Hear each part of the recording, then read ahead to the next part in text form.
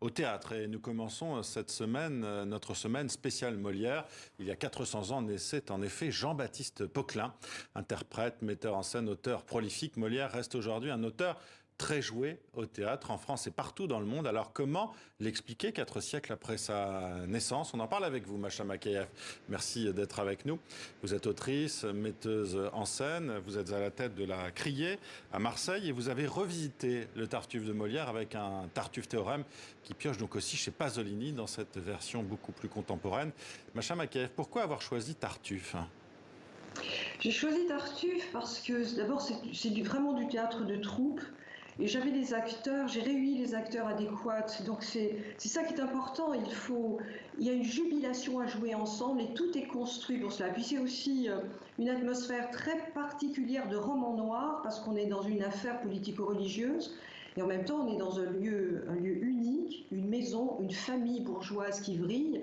Donc il y avait vraiment les ingrédients aujourd'hui qui résonnent avec des thématiques comme l'emprise, comme le consentement, comme la séduction et la détresse qui s'ensuit, comme la trahison aussi, et bien sûr, ce qui est le fondement aussi du théâtre, prêcher le faux pour avoir le vrai, et avoir cet acteur qui est Xavier Gallet, qui incarne l'hypocrite, c'est-à-dire l'acteur par excellence.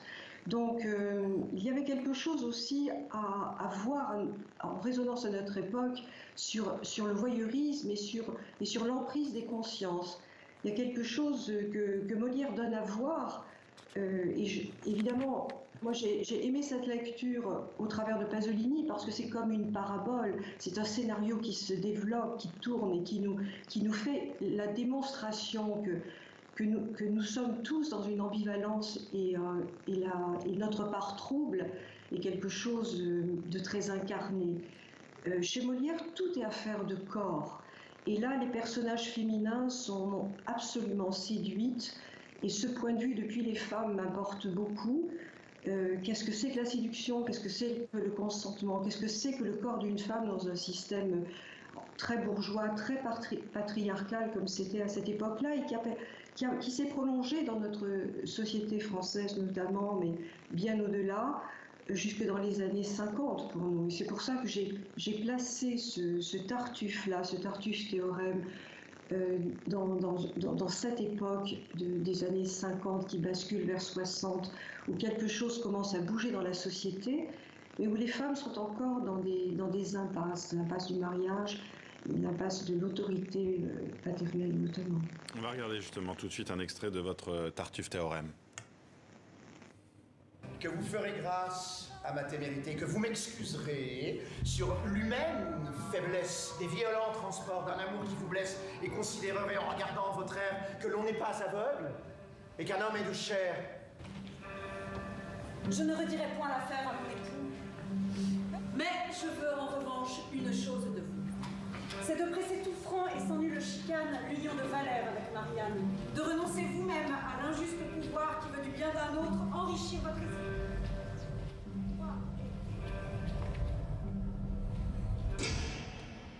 Macha Makhaev, pourquoi avoir voulu justement, vous l'avez un peu évoqué, mais avoir voulu faire de Tartuffe cette espèce d'ange noir séducteur à la manière effectivement de Terence Stamp dans Théorème de Pasolini, ce teint pâle, ses cheveux longs et sombres, on l'a beaucoup comparé d'ailleurs dans la presse, votre Tartuffe, à un Nosferatu qui viendrait sucer l'énergie vitale de cette famille bourgeoise. Pourquoi cette représentation ?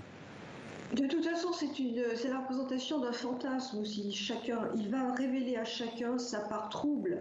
Moi, ce qui m'apportait aussi, c'est d'en faire l'objet, un des personnages d'une mécanique politique, c'est-à-dire il fait partie d'une secte, donc il arrive, il est toujours accompagné de Laurent qui lui-même le surveille.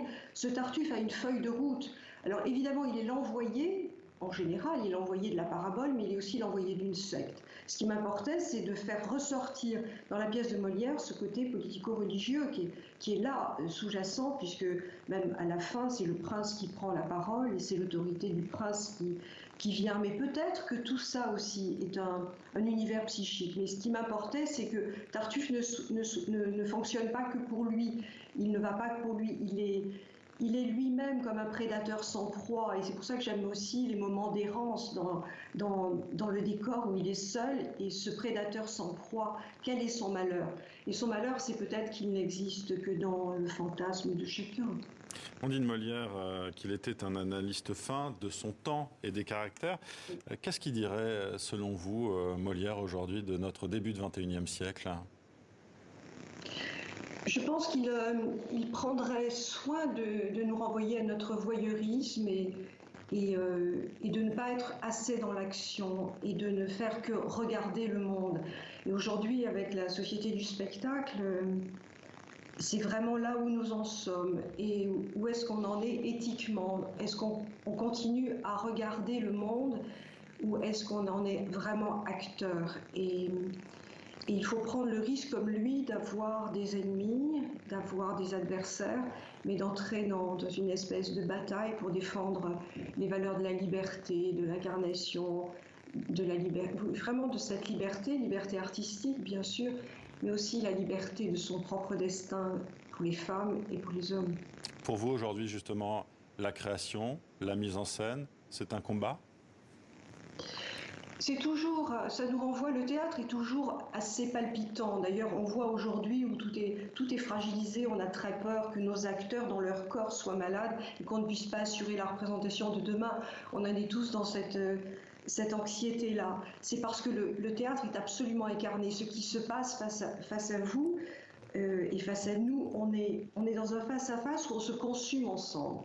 Et là, une vérité a lieu qui ne triche pas. C'est-à-dire que l'image, bien sûr, au théâtre, les images sont là, mais ces images-là ont véritablement lieu dans le vrai temps et de la consommation des uns et des autres. Et on peut pas échapper. Et là, c'est vraiment quelque chose qui...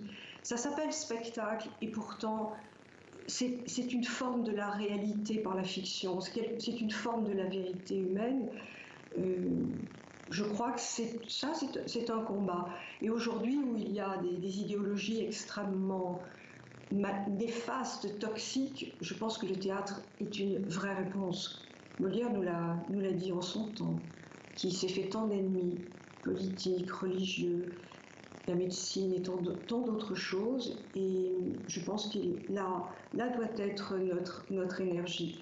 Mais vous savez, le théâtre, on n'y fait rien seul, c'est l'affaire d'une troupe, d'une équipe, et ça donne des forces incroyables.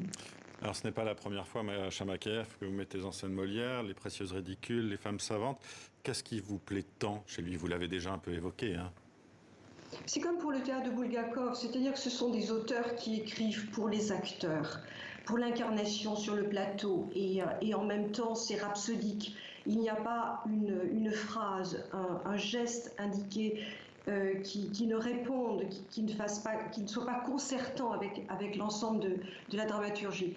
Et puis c'est surtout texte-prétexte, c'est-à-dire c'est une langue magnifique d'alexandrin, que nous avons traité comme une partition à la diérèse près, bien sûr, c'est bien la moindre des choses, mais à côté, c'est un théâtre qui propose au geste, au mouvement, et qui est impur, c'est-à-dire évidemment, il y a le grand théâtre noble et la grande comédie avec ce texte-là, mais il y a aussi possibilité de personnages muets qui sont indiqués, il y a le mélange de toutes les expressions théâtrales à l'intérieur d'un seul spectacle, et ça, Molière nous propose dans chaque séquence. Et il y a un tel souffle dans ces pièces-là que quelque chose d'un scénario se développe et c'est totalement exaltant à jouer. Macha Makeyev, on va regarder un nouvel extrait de votre Tartuffe Théorème. Qui voulez-vous, mon père? Que je dise qu'il me touche le cœur et qu'il me serait doux de voir par votre choix devenir mon époux. Tartuffe. Il n'en est rien, mon père, je vous jure. Pourquoi me faire dire de tels enfants?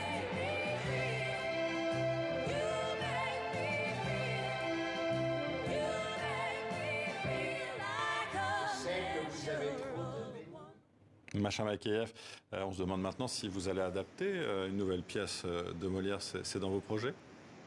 Oui, oui, c'est-à-dire qu'il y a une telle porosité entre Tartuffe, la première version en 3 actes, Don Juan que Molière monte, avec les mêmes thématiques du blasphème, de la séduction, de l'emprise, de l'hypocrisie, et puis à nouveau Tartuffe en 5 actes que je vais mettre en chantier. J'ai commencé déjà dans mon esprit et à prendre des notes, et aussi dans l'espace Don Juan, bien sûr. Eh bien, écoutez, vous viendrez nous en parler. Avec joie. Merci à vous d'avoir été avec nous sur TV5 Monde pour nous parler donc de votre Tartuffe Théorème. Merci d'avoir été avec nous, Macha Makia.